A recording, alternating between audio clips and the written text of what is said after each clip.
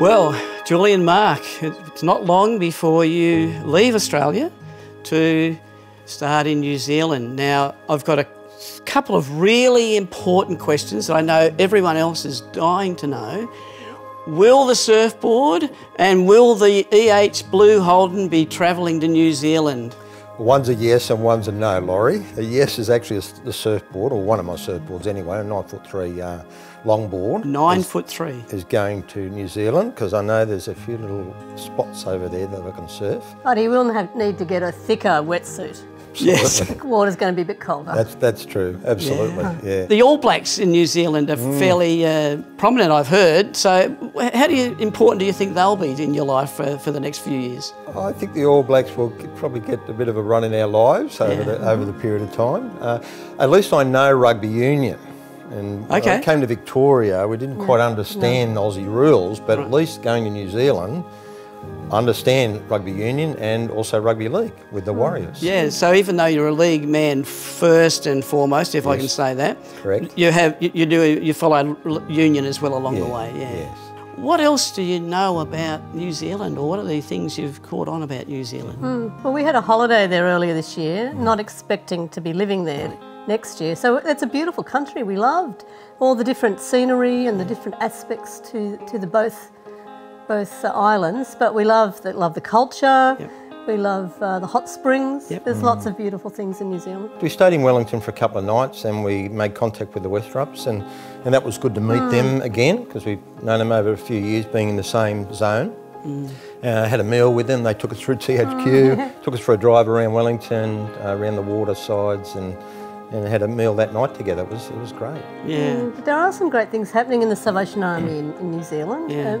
You know, they're passionate Jesus followers. You know, they're making a huge difference, not just in New Zealand, but in Samoa, Tonga, Fiji. Yeah. So we're pretty excited to be part of that as we go forward. Yeah, it's a broad cultural spread, and it's much more advanced in some ways about the acceptance of the difference of culture, isn't it? Yeah. And particularly in New Zealand, as well as, never forgetting Fiji, Tonga and Samoa. Samoa's been opened up nearly 2 years ago. Yes. So there's certainly going to be some diversity that we haven't experienced before.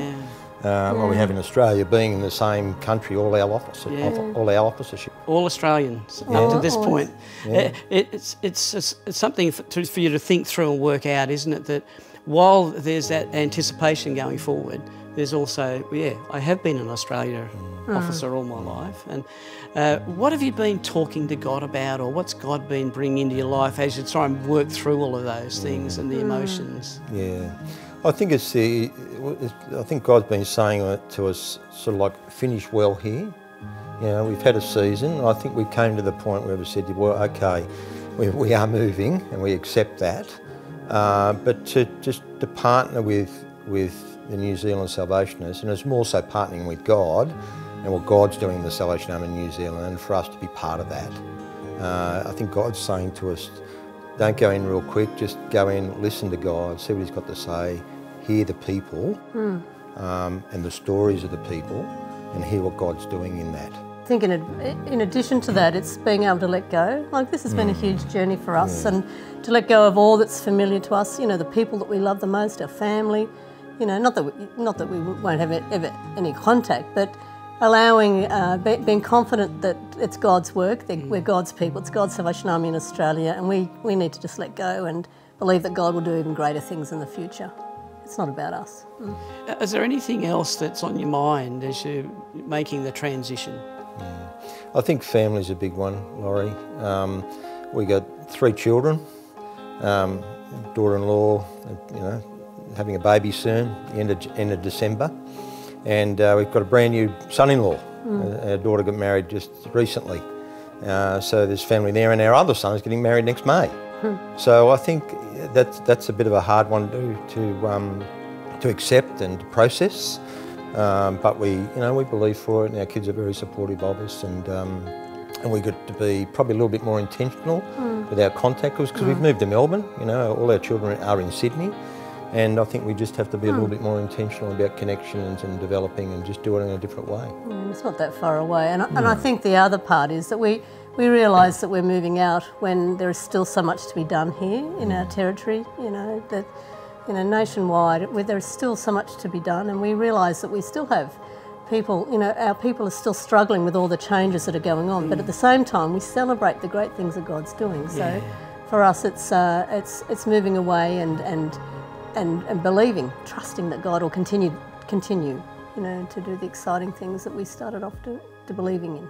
And Julie, that's great, leading into, well, out of your current appointments, what are some of the key things that you've learned and you'll take with you as you move forward? First and foremost is about my relationship with Jesus, first and foremost, and my development of my character and relationship with him, and to keep that strong and nurture that intentionally and keep my good spiritual rhythms in place, because of the competency side, the way I lead always comes out of that space. So I think one of the lessons, even more so of late, the last couple of years, which I think we would say we've probably been more pressure as officers than we have previously, that's become even more important and critical in our leadership. Well, there's been such huge change. Yeah, massive. Yeah, massive change. For everybody. Yeah. For everybody, on all levels. All levels. And change, like we've been, we've been in constant change for quite a few years now, but as the Salvation Army, we've got to keep changing. So the thing that God's been sort of highlighting for me, well, firstly from a gender equity perspective, is the importance of us all respecting each other and using our gifts and abilities, providing opportunities for us all to flourish and be God's people together.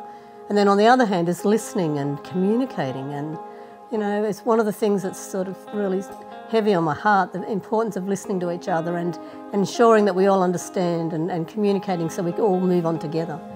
Do you have any closing words or parting words for the Aussie Salvos? Oh, I'll be crying in a minute, but we want to thank our people for who they are and for what they do all over Australia, in our core, in our centres, in our headquarters buildings, in our Salvos stores. Thank you for what they do, and our vision as the Salvation Army is to transform Australia one life at a time with the love of Jesus. So I would say, just keep doing it. Keep loving God, keep finding ways to make a difference, and so that we can see Australia transform with the love of Jesus.